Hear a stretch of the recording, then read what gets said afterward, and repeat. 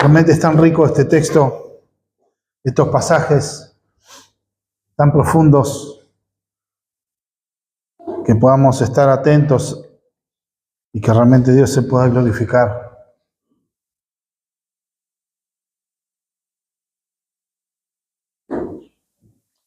Vamos a seguir con Juan, capítulo 6, verso 35 al 40. Como título le puse la dinámica de la gracia. Vamos a ver cómo opera la salvación y qué es con respecto a que Jesús es el pan de vida. Años después, el apóstol Pablo, después de mostrar la teología del Evangelio en su carta a los romanos, explicándolo como alguien que llega a una cumbre de una montaña, admirando todo ese paisaje desde las alturas, explota en alabanza al Dios vivo. Está absorto contemplando la grandeza de Dios creador y salvador. Admira el plan de salvación, las profecías, el correr de la historia, desde la caída en el Edén, aún más atrás, desde la eternidad pasada. Tan solo puede explotar su pecho y decir en palabras humanas y admirar las perfecciones del Señor, admirar su gloria, su poder, su magnificencia, su amor, su justicia, su gracia, mostrada en la vida, pasión, muerte y resurrección del Dios el Hijo.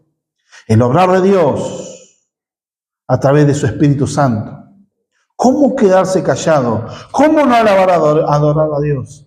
Y así en el capítulo 11 de Romanos, versos 33 a 36, prorrumpe ahí como quien llegó a la montaña, mira todo ese paisaje imponente y dice, oh, profundidad de la riqueza, de la sabiduría y de la ciencia de Dios. Cuán insondables son tus juicios e inescrutables tus caminos. Porque ¿quién entendió la mente del Señor? ¿O quién fue su consejero? ¿O quién le dio a entender de su mente al Señor? ¿O quién le dio primero para que fuese recompensado? Porque de Él y por Él y para Él son todas las cosas. A Él sea la gloria por los siglos. Amén. Muy posiblemente también que de este pasaje Pablo haya sacado otra afirmación en su teología, ya que la carta a los romanos es un edicto teológico, más que un documento ocasional, y él alaba a Dios, y es la intención de mi corazón que podamos alabar a Dios por lo insondable, lo profundo a veces que es conocer el misterio del Señor en la salvación. Quiere el Señor que Dios me pueda usar como herramienta útil y para poder que puedan llegar a captar y gozarse en Dios. Estuve rogando al Señor de que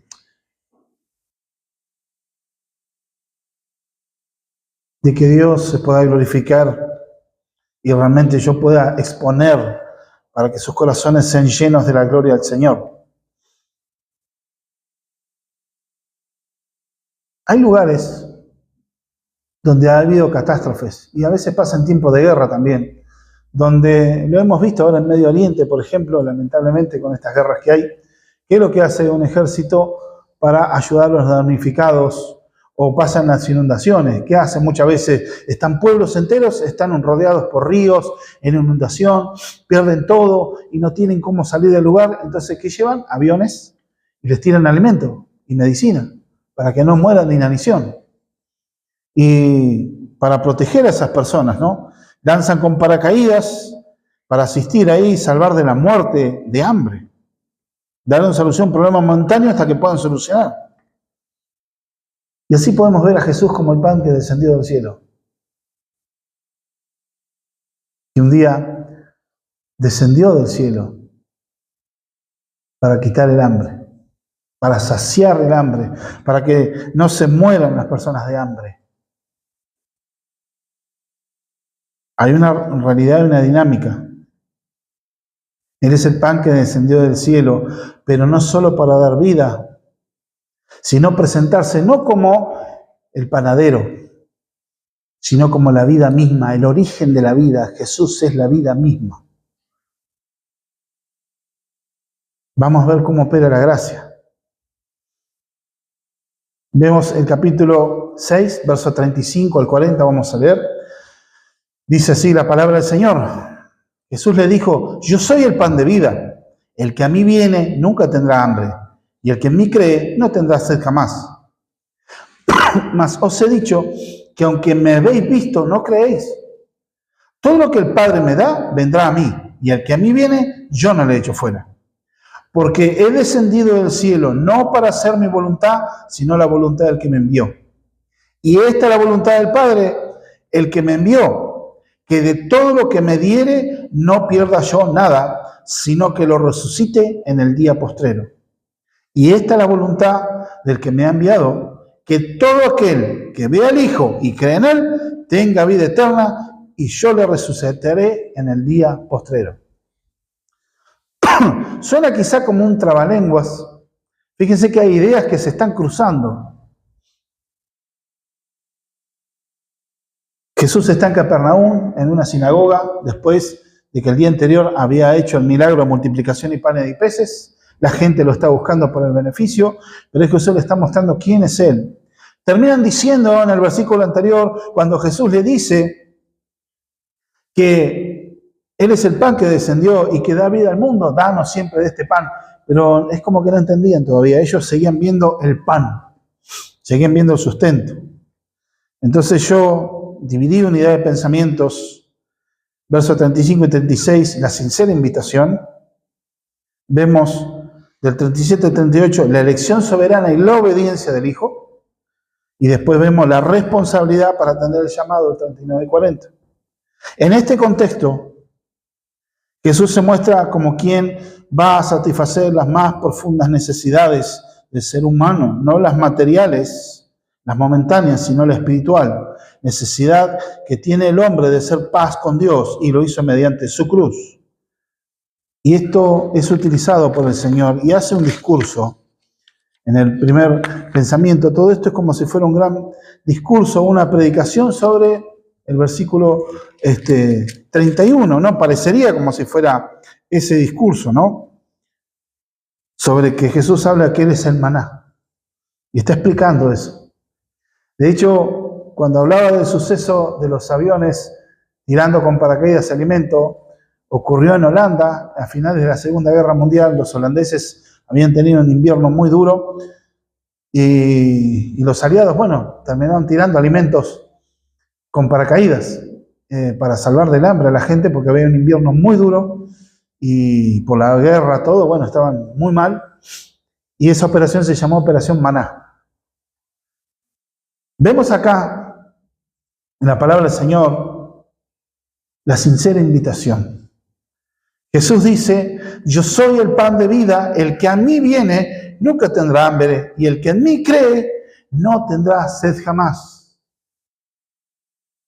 Jesús está aclarando que Él es el pan del cielo, o el pan que descendió del cielo, pero no como el maná, que ellos podían recoger cada mañana. Acuérdense, en el desierto Dios les dio el maná. ¿Qué era el maná? Es como si fueran unas pequeñas semillas, hojuelas de miel, decían, se ve que era algo sustancioso, dulce, que traía, bueno, sustento al pueblo durante todo su camino en el desierto.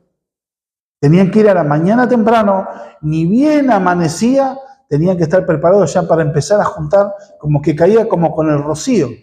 Pero no tenían mucho tiempo, porque donde pegaba el sol, ya como que se derretía, se desvanecía, no podían usarlo.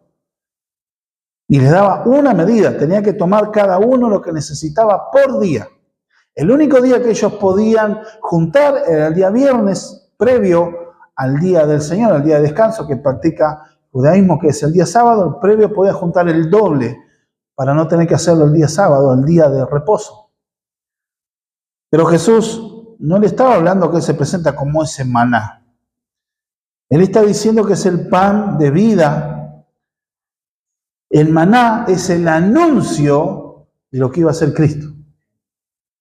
El maná es una sombra profética, pero el cuerpo que proyecta esa sombra es Cristo. El maná es la sombra, es lo que donde está Cristo velado ahí, porque es el sustento de Dios, es lo que da vida, es algo que desciende del cielo, no es algo que se tiene forma natural. La vida de Dios no se obtiene de una forma natural o por fruto de mi propio esfuerzo. Pero ellos tenían que ir a juntarlo, y Jesús acá no le está mostrando tan solo que es como ese maná. Porque acá está el gran yo soy. Él dice, yo soy. Ahora esto no tiene que ver con mostrando la plenitud de su deidad como en otros pasajes. Porque este yo soy es el primero de los 7 declaraciones que está haciendo Jesús sobre yo soy, que tiene que ver más con su misión. Yo soy la puerta, yo soy el buen pastor, yo soy camino, yo soy la vida.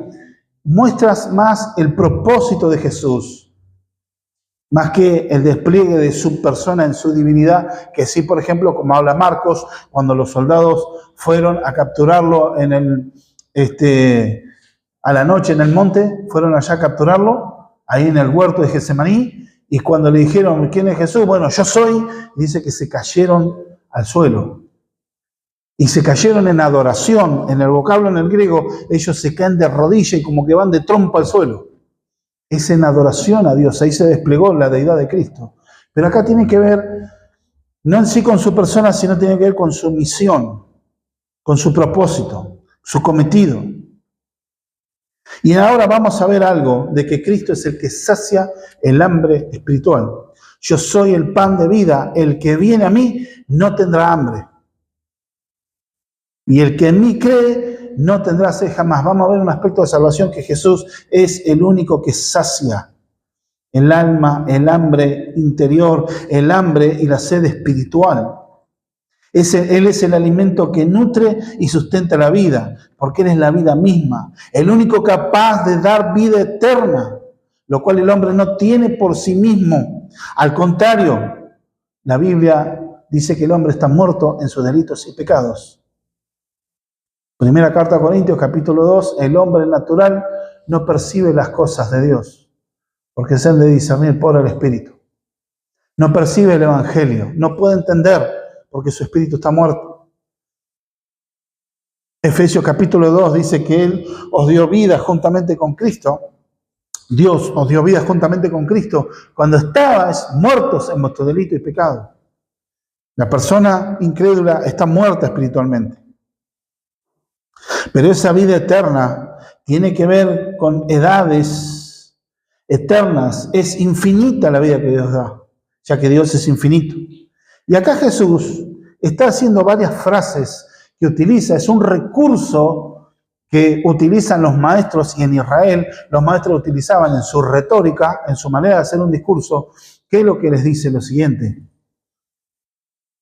Utiliza algo que se llama paralelismo, que son 2 o más ideas que están puestas para mostrar similitudes o contradicciones en ideas, mostrar diferencias, diferentes posturas.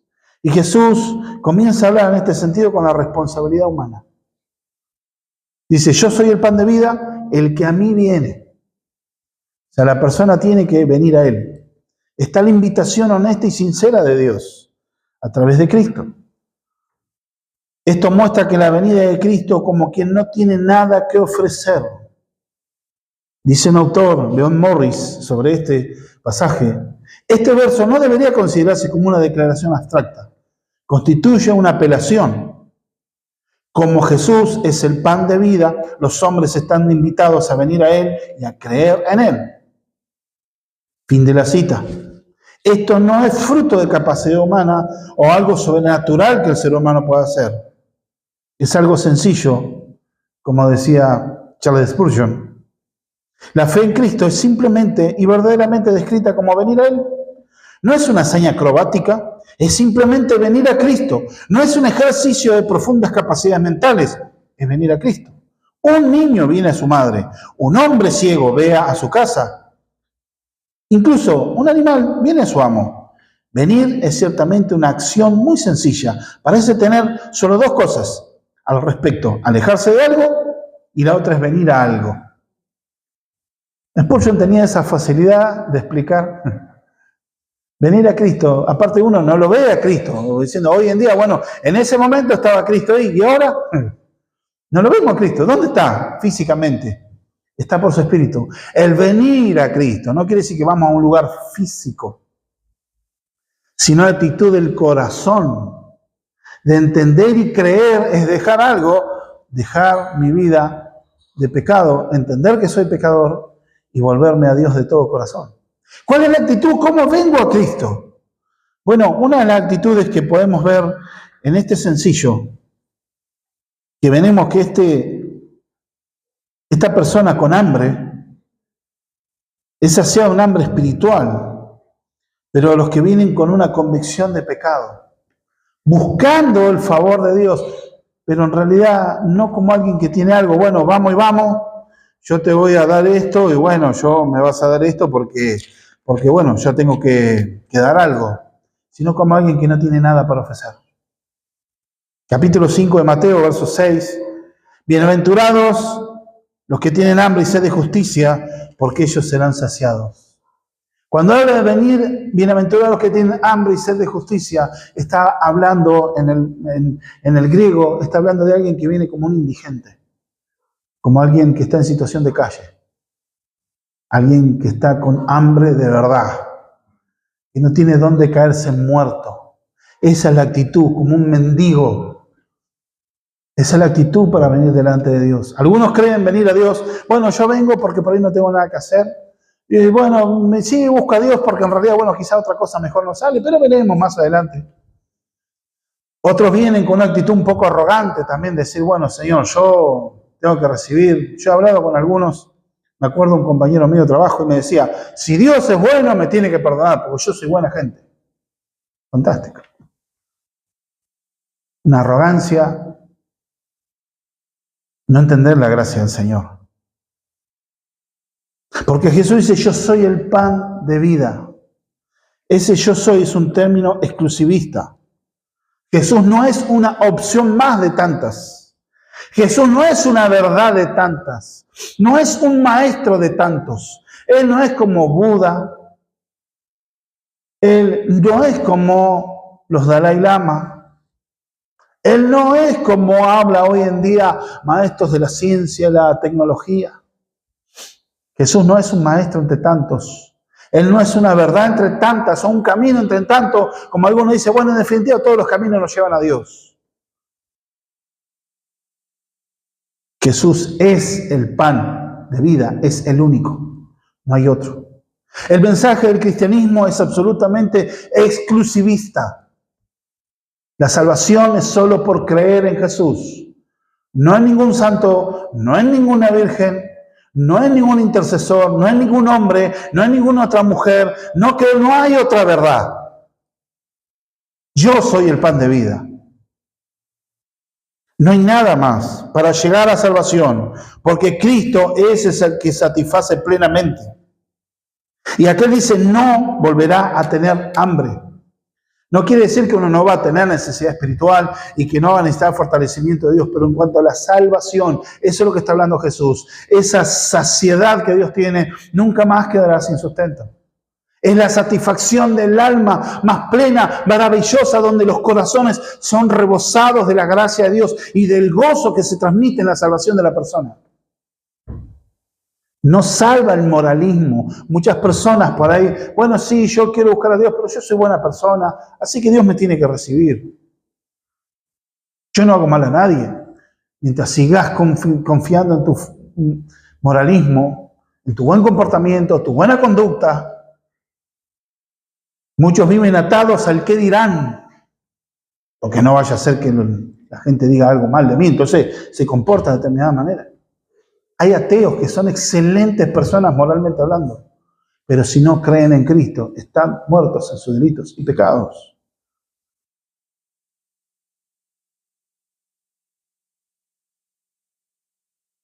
Una de las realidades también, que como Él es el pan de vida, un incrédulo primero tiene que ser resucitado para que sienta hambre. Porque un muerto no siente hambre. ¿Dónde viene un muerto que diga, che, terminé en el velorio, después, bueno, sírvame alguna empanada? El muerto está muerto. El ser humano, naturalmente, no tiene sed de Dios. Puede tener un anhelo religioso. Puede tener un anhelo de querer buscar una satisfacción en los deportes, en la familia y distintas cosas que el ser humano hace alrededor del mundo. En la fama, en el trabajo, en el dinero. Otros en la guerra, encuentran el sentido de su vida en la guerra. Pero entender que el único que satisface el alma, el hombre natural, debe ser resucitado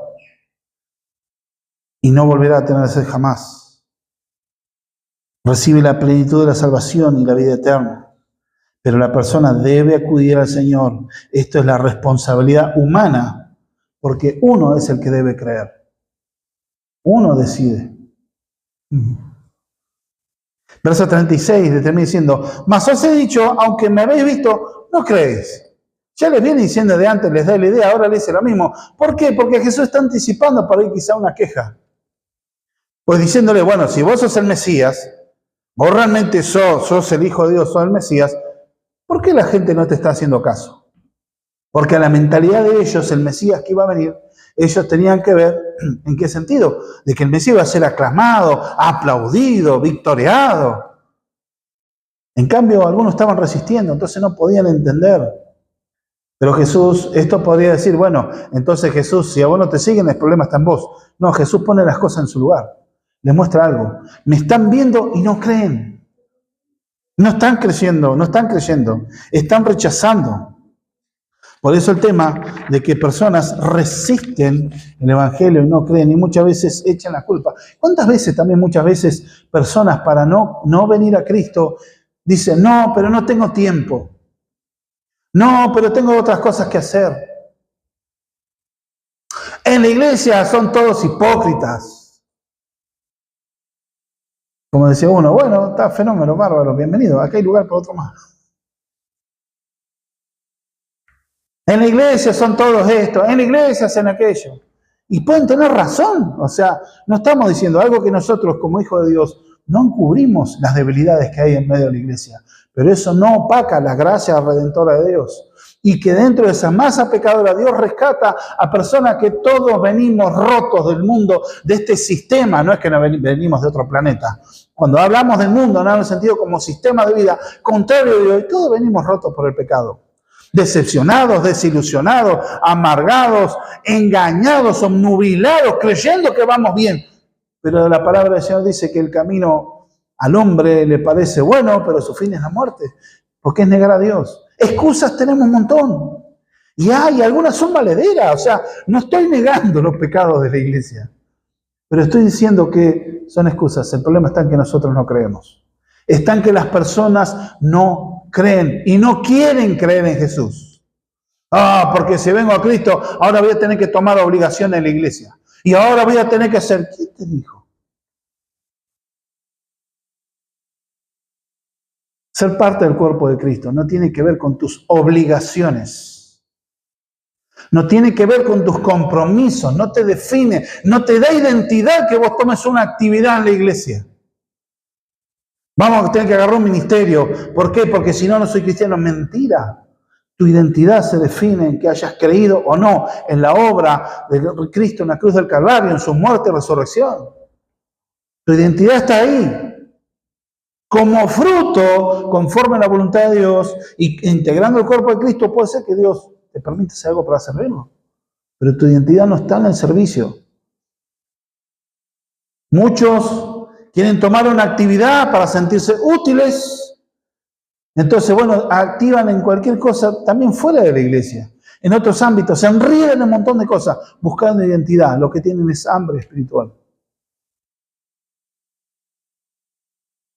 Personas que quieren hacer, hoy en día que está muy de moda, la batalla cultural. No, la batalla es espiritual.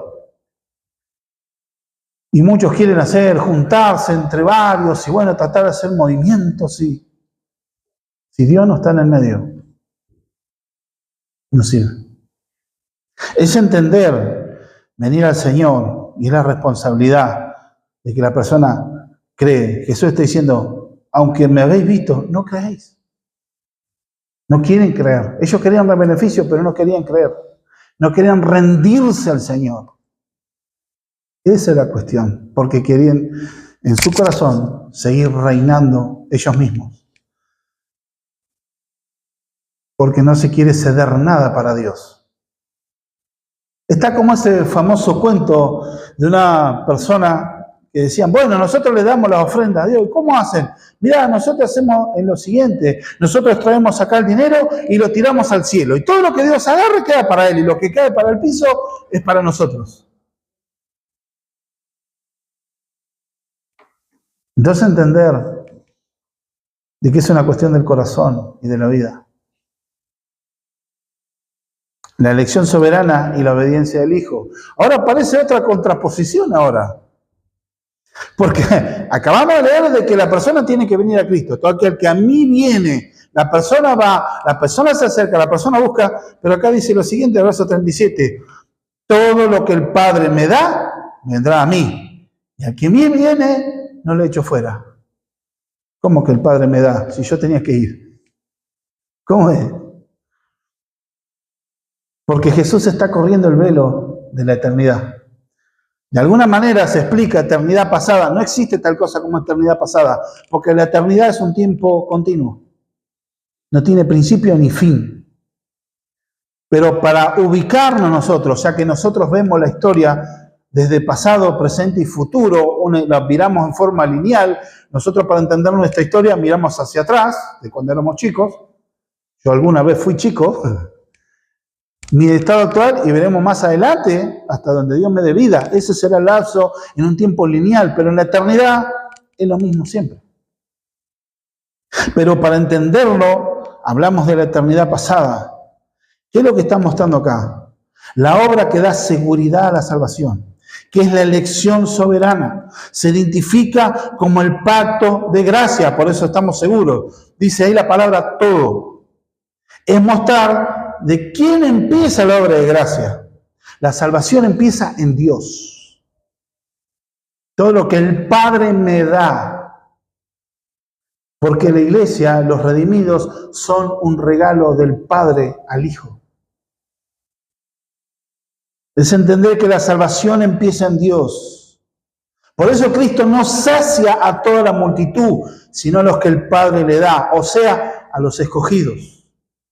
Esto muestra que el plan de salvación no fallará jamás, ya que se cumple perfectamente el diseño del Padre en el Hijo, que lo lleva a cumplimiento perfecto, y ese todo es un singular, ya que Cristo ve a los escogidos como una entidad, lo que es la iglesia o la asamblea, que no se puede dividir.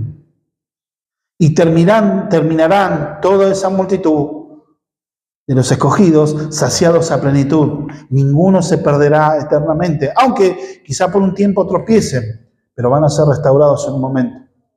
Es entender que la esposa del Cordero fue elegida desde antes de la eternidad pasada. Fuimos aceptos en el amado por el mero afecto de su voluntad, como dice Efesios 1:5.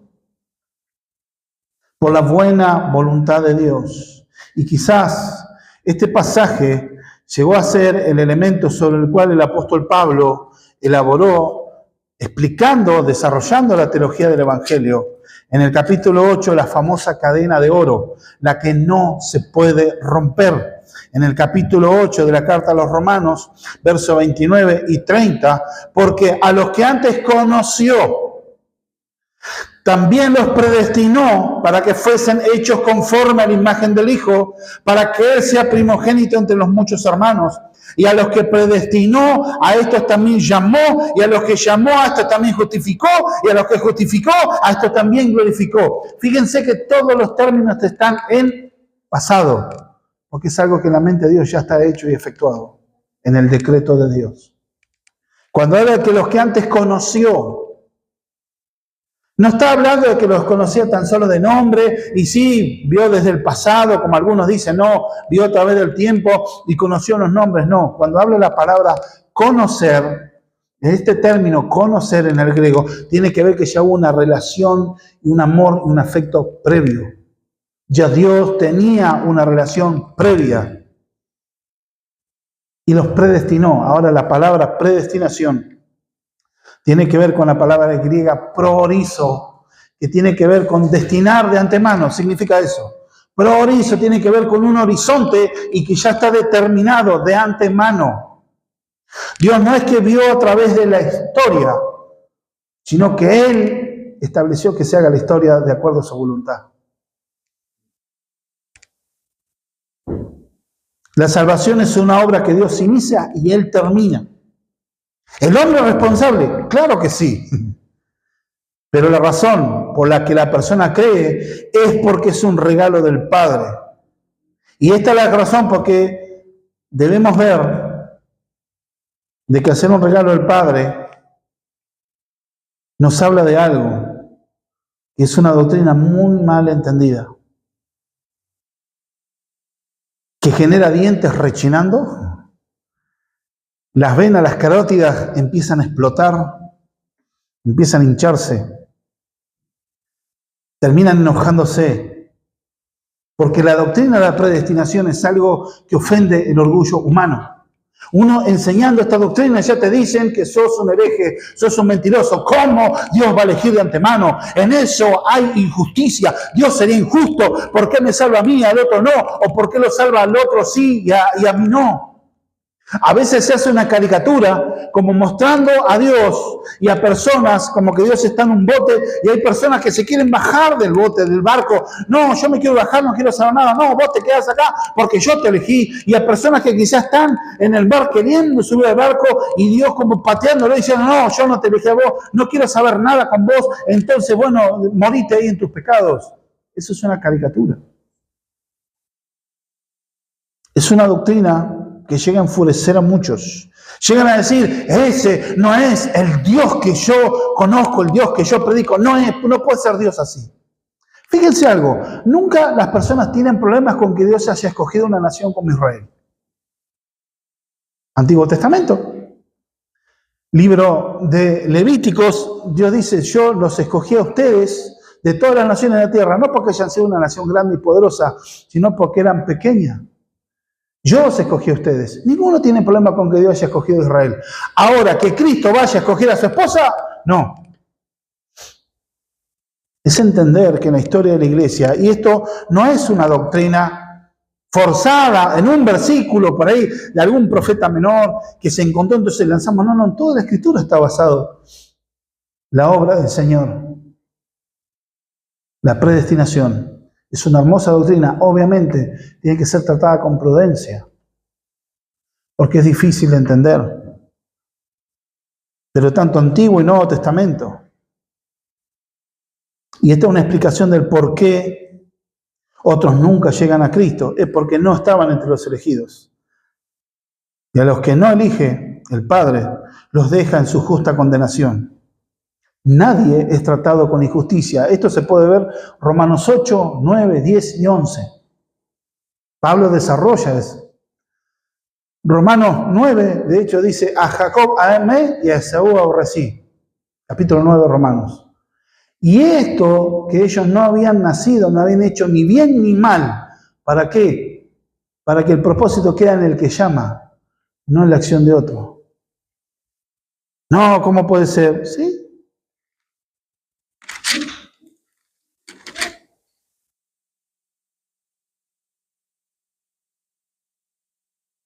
Está en el contexto donde la palabra de Dios, en el capítulo 9 de Romanos,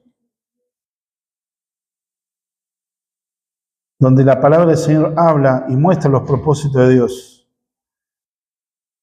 Verso 9 en adelante, porque la palabra de la promesa es esta, por este tiempo vendré y Sara tendrá un hijo. Y no solo esto, sino también cuando Rebeca concibió de uno, de Isaac, nuestro padre, pues no habían nacido aún, ni habían hecho aún ni bien ni mal, para que el propósito de Dios conforme a la elección permaneciese, no por las obras, sino por el que llama, se le dijo el mayor servirá al menor.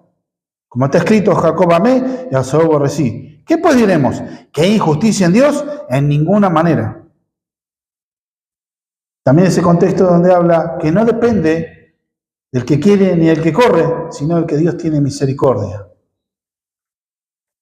Entender también que Dios endureció a Faraón para mostrar su gloria.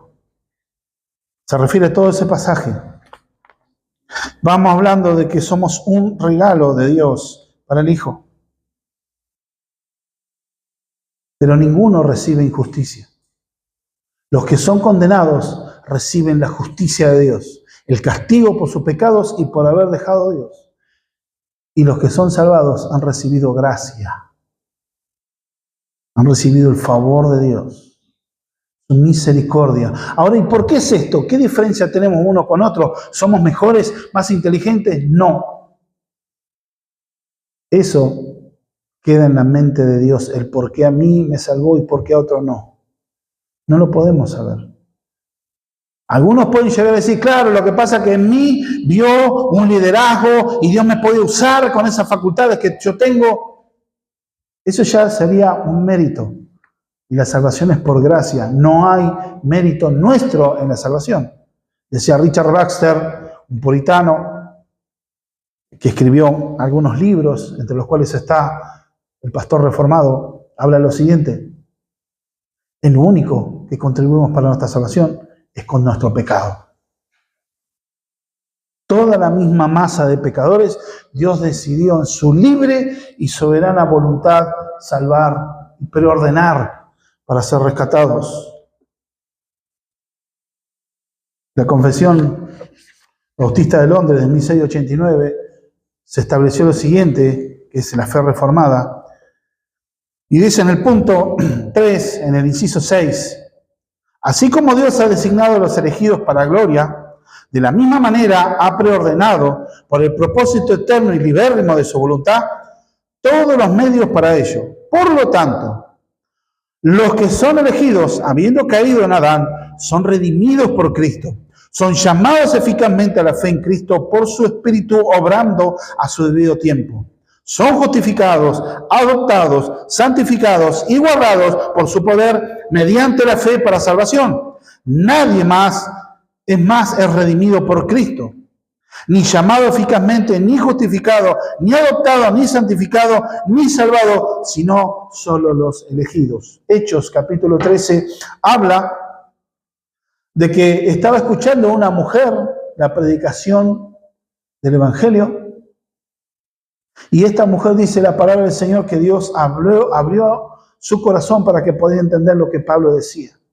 También habla que la Escritura, que la iglesia, cada día Dios iba añadiendo lo que iban siendo salvos. Ese número Dios lo conoce, nosotros no. Dios conoce el número, no habrá ni más ni menos. Es su eterna voluntad. Comenta un puritano, Clark, vivió hace muchos años, digo. Nuestro Señor bendito alude al caso de una persona en una angustia y pobreza profunda que se acerca a la casa de un noble para obtener alivio.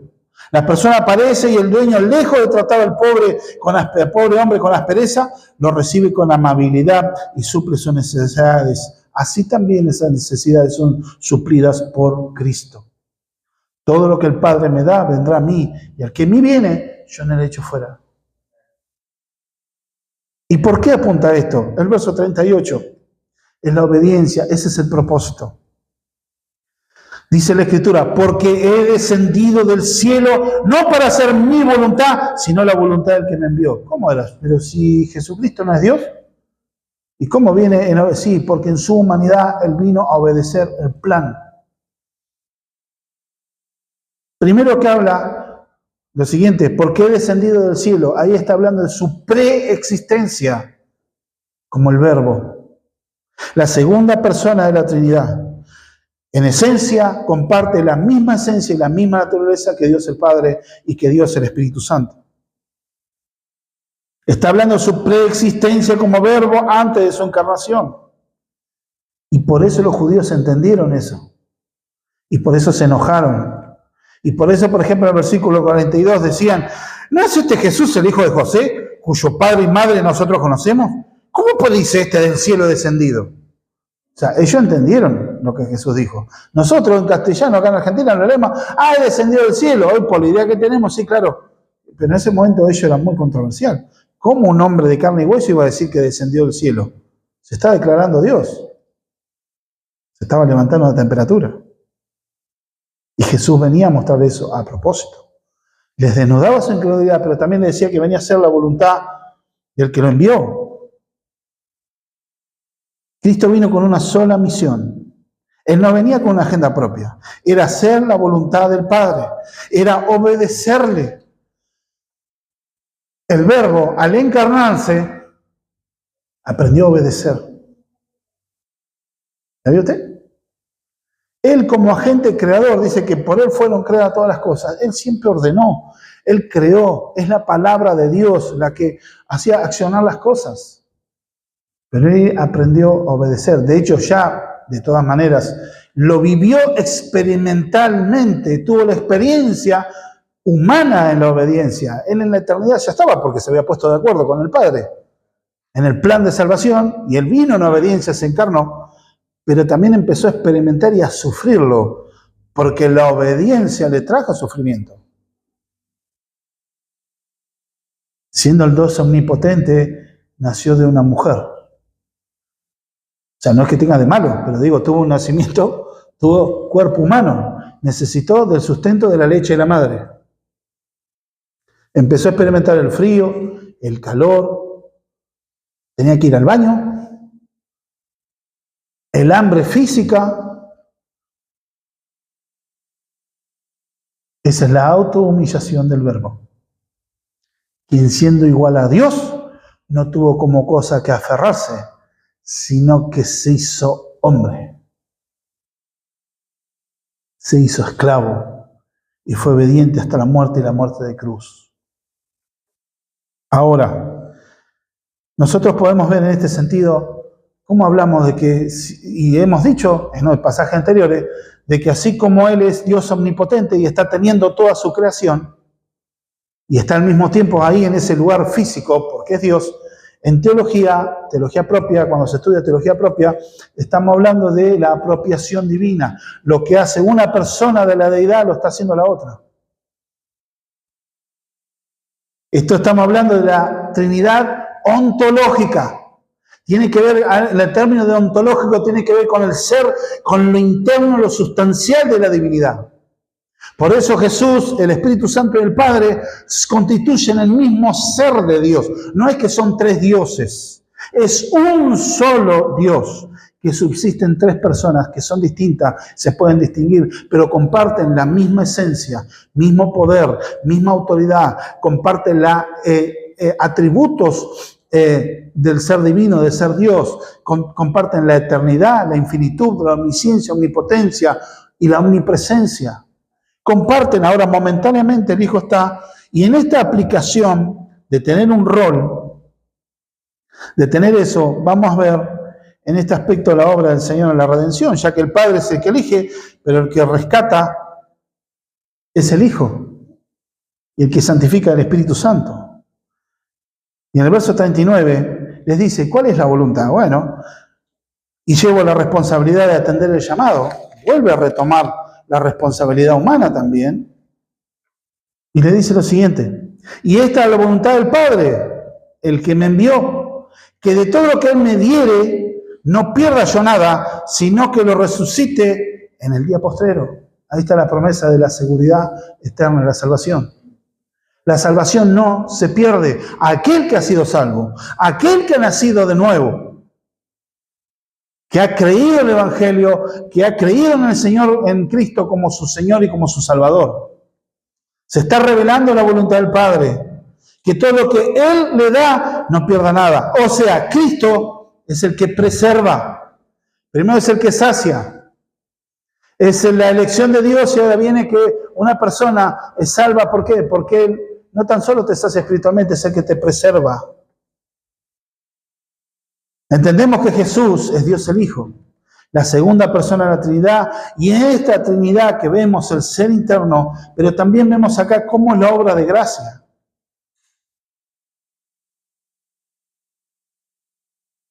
Porque tienen tareas diferentes. El Padre elige, el Hijo lleva los pecados a la cruz y redime o rescata, salva, pero el que santifica al Espíritu Santo. Esto se conoce como la Trinidad económica, que tiene que ver con administración. La palabra griega es oikonomos, que tiene que ver con mayordomía. Es la forma, el trabajo y la tarea que cada uno hace, sin dejar de ser Dios. Porque tenga distintas tareas, el Espíritu Santo no es menos Dios que el Hijo y no es menos Dios que el Padre. Podemos entender esto, que el Hijo redime o rescata mediante la cruz y el Espíritu Santo aplica esta gracia a los escogidos. Porque Él es el sello de Cristo, según Efesios 1:13. Fuimos sellados ¿con qué? Con el Espíritu Santo. ¿Cómo podemos ver nosotros en este sentido? Se ve en varios pasajes la doctrina de la predestinación. No voy a hacer una clase teológica hoy en día porque entiendo que es complejo para tratarlo en un sermón, pero sí, por ejemplo, Efesios 1:3 dice: bendito es el Dios y Padre de nuestro Señor Jesucristo, que nos bendijo con toda bendición espiritual en lugares celestiales en Cristo, según nos escogió en Él antes de la fundación del mundo, para que fuésemos santos y sin mancha delante de Él, en amor habiéndonos predestinado para ser adoptados hijos suyos por medio de Jesucristo, según el puro afecto de su voluntad, para la alabanza de la gloria de su gracia, con la cual nos hizo aceptos en Él amado. Y donde se ve la palabra del Señor, acompáñame a primera carta de Pedro, capítulo 1, si no me equivoco es primera de Pedro.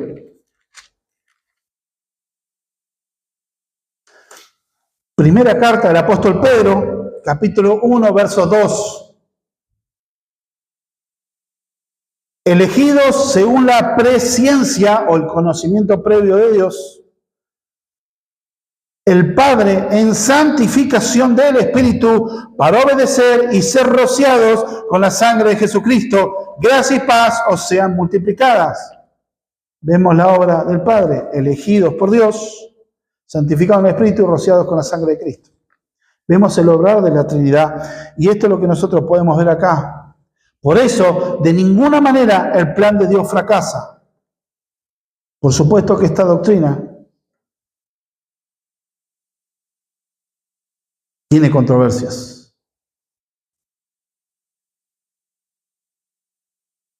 Él no miró a través del tiempo. Muchos dicen a través del texto de Pedro, Dios miró como por un lente a través del tiempo y vio quién iba a aceptar a Cristo y quién no, y Dios lo estableció así. No, Dios determinó que la historia se haga de esa manera.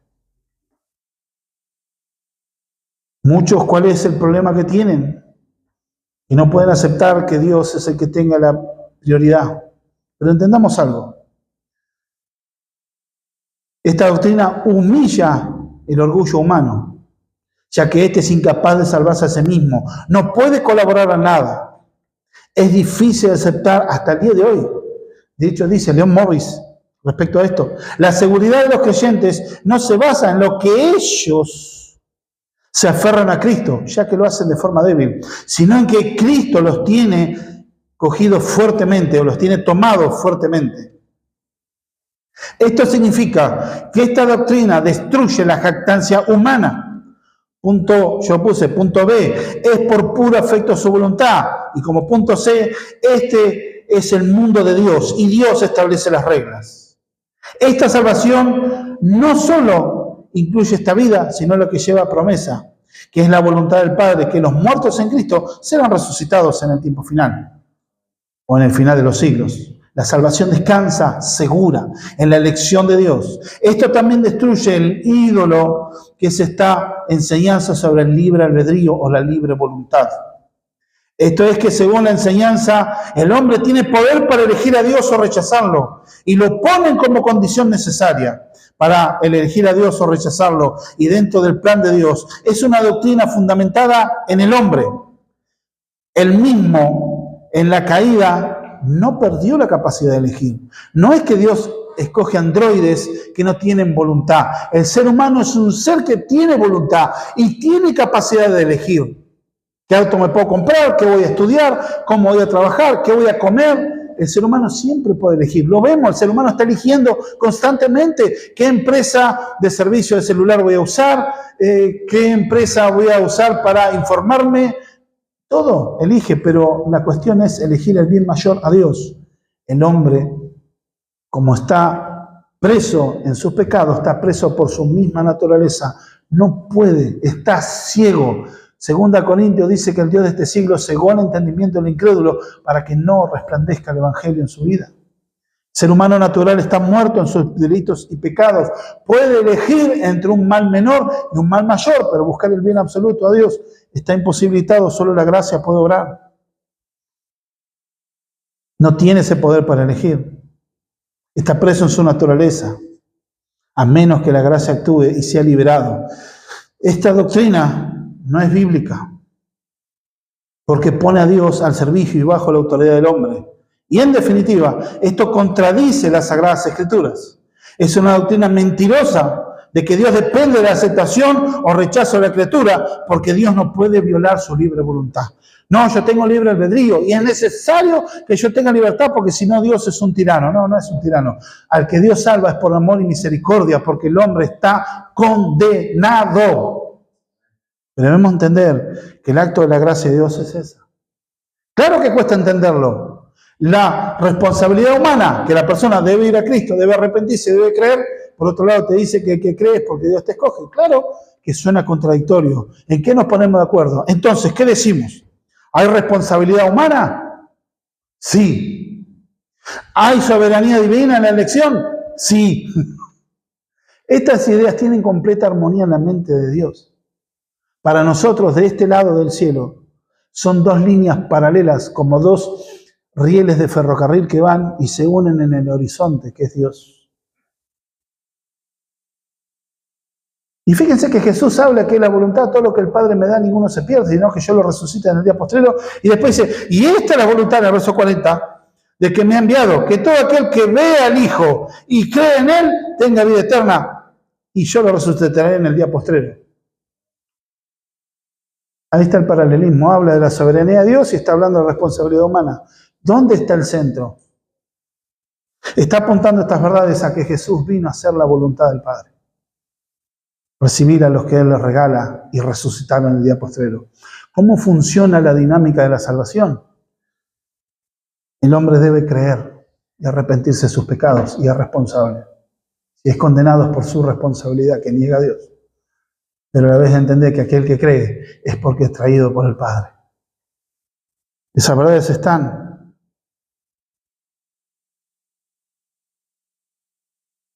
Es la voluntad de Dios salvar a pecadores.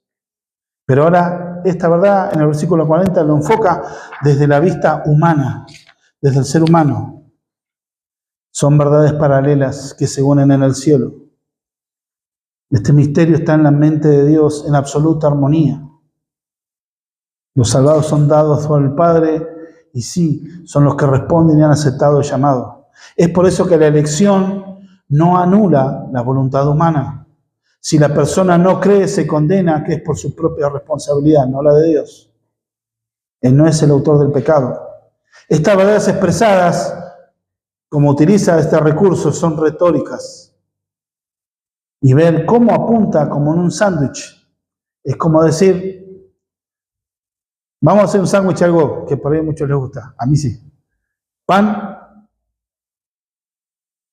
queso, jamón, milanesa, queso, jamón y pan. Y mayonesa en los dos panes, por supuesto. ¿Qué quiere decir eso? Sí, de gordo. Pero entienda, hermano, que está hablando, ¿qué es lo que apunta? ¿Cuál es el centro? La carne, la milanesa. Estas son verdades que están apuntando a uno. ¿Cuál es el centro? ¿Cuál es el punto? El verso 38. Porque he descendido del cielo no para hacer mi voluntad, sino para la voluntad del que me envió. Este es el punto. Jesús vino a hacer la voluntad. ¿De cuál es? Salvar a los que el Padre le da. Pero les dice, ustedes tienen que venir a mí. Por eso es genuina, no es una invitación como un mal chiste. Algunos, entonces yo para qué voy a ir si yo no sé, y seré yo escogido. Bueno, para saberlo, cree en Cristo y arrepentite de tu pecado. ¿Cómo se ve si son escogidos o no? Porque perseveran en el Señor.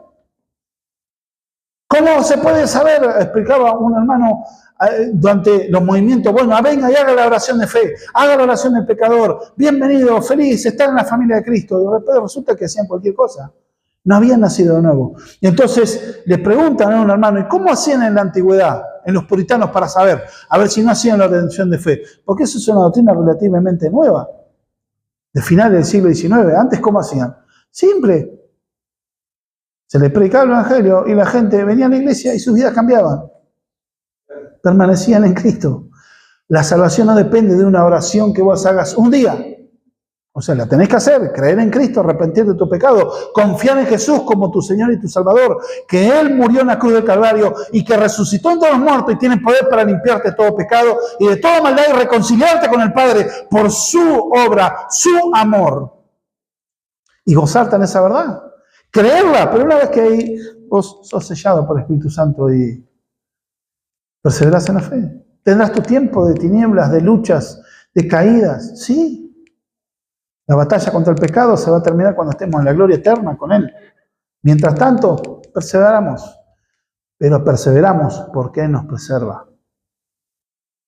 El Evangelio de Mateo, capítulo 24, habla el que persevere hasta el fin, ese será salvo. Ah, ¿viste? Yo tengo que perseverar para ser salvo. O sea, yo contribuyo. No.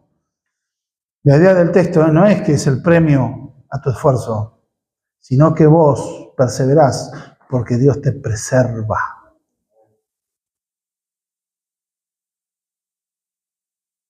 Vuelvo y digo, ¿Dios es soberano, elige? Sí. ¿El hombre responsable? Sí. El hombre que cree en Cristo será eternamente salvo. Esa es la garantía en Cristo. La perseverancia del creyente se debe a la preservación que Dios hace en sus hijos. Jesús es el pan de vida. Es el sumo sacerdote que intercede día y noche por nosotros, según Hebreos 7:25. Que Cristo tiene poder para salvarnos perpetuamente, ya que está intercediendo por nosotros día y noche, dice la palabra de Dios. Nuestro gran sumo sacerdote intercede por los hijos de Dios. Jesús vino a hacer la voluntad del Padre. La salvación de un pueblo para sí mismo. ¿Cuántas veces nos cuesta luchar?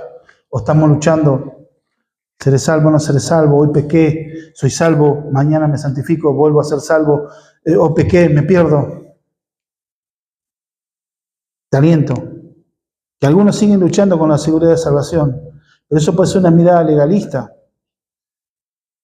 que se autocondenan por no cumplir las reglas.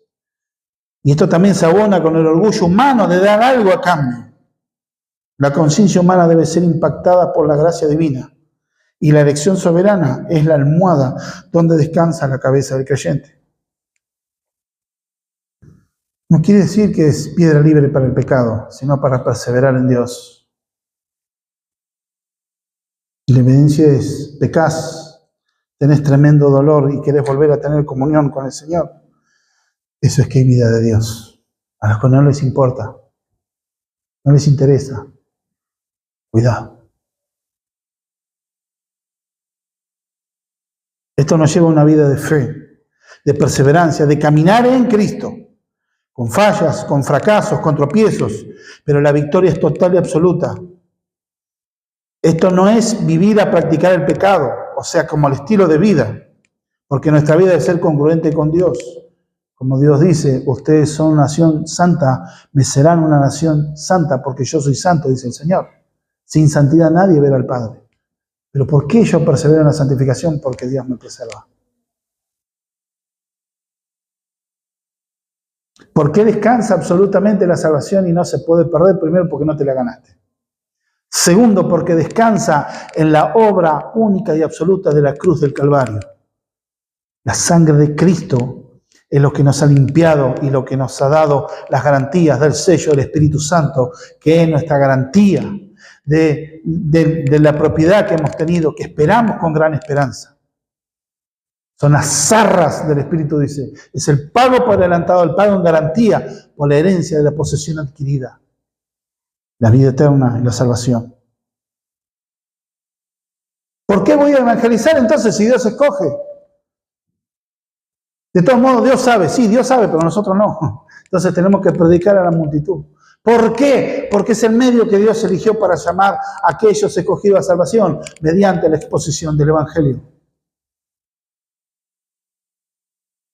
Por eso no te frustres a la hora de evangelizar, a los que rechazan el llamado. Seguí confiando en que Dios salvará a los escogidos, pero evangelizá, predicá a Cristo, que corra la buena noticia. La oferta del Evangelio es venir a Cristo en arrepentimiento y fe. Porque Dios saciará el alma hambrienta, al que está angustiado, al afligido, al menesteroso, al que viene sin condiciones delante de Dios, Dios le recibe. Al corazón contrito y humillado, no despreciarías tú, Dios. O como dice, el que me viene, yo no le echo fuera. Es garantía. La gran pregunta es, ¿naciste de nuevo?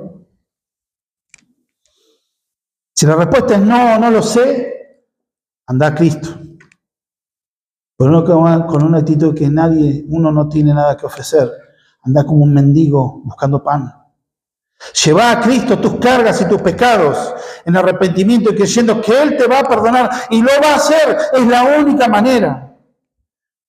Pero si ves que no estás en Cristo y rechazas el mensaje, la vida no es tuya. Quizá mañana abras tus ojos en el mismo infierno por haber rechazado a Cristo. Porque solo Él salva. Él es el pan de vida. No hay rito, no hay actividad humana, no hay otro. Solo Cristo salva. Él es el único que murió en la cruz del Calvario y que resucitó al tercer día con poder y que pronto viene también. En Él esperamos. Por eso nos gozamos en Dios. Nuestra salvación descansa en la obra de Cristo. Esa es la voluntad y Él vino a obedecer y a hacer la voluntad del Padre. Y todo lo que Él me da, ninguno se pierda. Por eso podemos descansar y no luchar contra, hoy me pierdo, mañana no, ¿qué será de mí? Descansamos en la soberanía de Cristo. ¿Y por qué me santifico? Por amor de aquel que me salvó. Y no quiero ofender. Como había un himno muy antiguo, no quiero ofender a mi Rey. Oramos, hermanos. Padre, te damos gracias por tu palabra. Rogamos, Señor, que tú la bendigas. Bendice, Señor, a tus hijos. Gracias, Señor, porque tú eres el pan que descendió del cielo. Gracias porque tú eres el alimento que nos da vida abundante, vida espiritual, vida eterna, maravillosa, infinita. Gracias porque lo que hemos creído, podemos confiar en tu palabra de que tú, Señor Dios mío, eres, Señor, quien ha ganado por nosotros. Señor, que en la cruz del Calvario ganaste nuestro perdón. Lo obtuviste porque pagaste el precio por nuestros pecados y nos compraste. Señor, oramos en el nombre de Jesús por aquellos que todavía no son tuyos, que puedan creer y arrepentirse, Señor. Que sea la obra de tu Espíritu, porque tu palabra dice, vendrá el Consolador, que es quien convence al mundo de pecado, juicio y de justicia, Señor.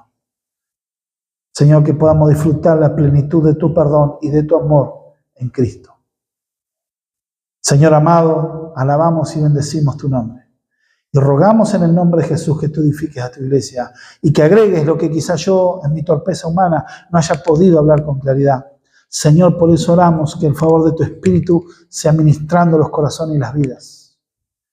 Señor, te lo suplico, Señor, fortalece a tu iglesia en medio de las luchas, en medio de las controversias, en esta época de persecución ideológica, del desprecio al cristianismo, del desprecio a la fe, a poder permanecer firmes en la fe que un día, Señor, recibimos, Señor amado, heredada de los santos, Señor amado, heredada, Señor Dios mío, desde los apóstoles, heredada desde Cristo, Señor. Te lo rogamos en el bendito nombre de Jesús. Esta bendita doctrina, Señor, enseñanza de la preservación que tú haces sobre tus hijos, que sea el aliento, que aún en el momento de mayor angustia, tú sigues obrando a favor de nosotros. Tú sigues guardando, porque tú eres poderoso para presentarnos sin caída, sin mancha, delante de tu gloria con gran alegría. Al único y sabio Dios sea la gloria y el imperio y el poder por los siglos de los siglos. Gracias, Señor, porque en esta preservación que tú nos haces, nos ayudas a preservar, a crecer, a madurar, a aprender, a renunciar al orgullo, a la soberbia, a los placeres de este mundo, para vivir para la gloria tuya, que es lo mejor que nos puede pasar, Señor, lo que trae renuevo y aliento a nuestras vidas. Bendito sea tu nombre para siempre, Rey de Reyes y Señor de los Señores, que es la vida para el cuerpo de Cristo, que es lo que nos sostiene, nos ayuda a permanecer unidos, Señor amado. A pesar, Señor amado, de luchas, a pesar de inconvenientes, Señor amado, tú tienes a tu iglesia unida, descansando en la promesa de que Cristo es la piedra angular de nuestra fe.